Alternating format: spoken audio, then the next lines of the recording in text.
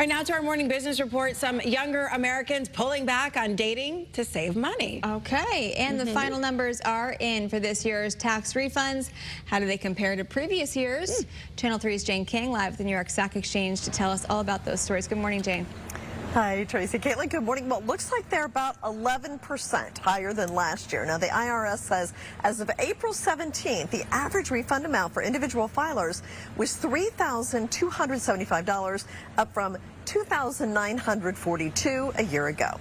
Well, distracted driving is a significant, widespread, and preventable issue that the Department of Transportation says results in more than 10,000 fatalities and 1.3 million injuries every year. And the estimated annual economic cost is nearly $100 billion.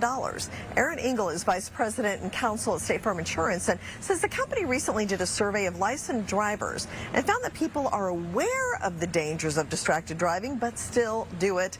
State Farm says education and outreach can help, but also public policy.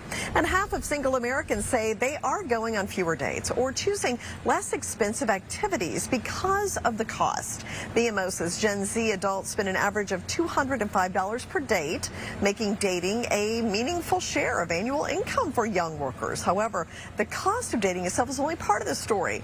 Millions of these users are also paying for dating apps, and research from Morgan Stanley found the average paying dating app user spent about $19 a month. Well, stocks are at record highs despite Iran. The S&P 500 and NASDAQ closed at new highs on Friday. Today, little lower is how we're looking. The Dow down about 40.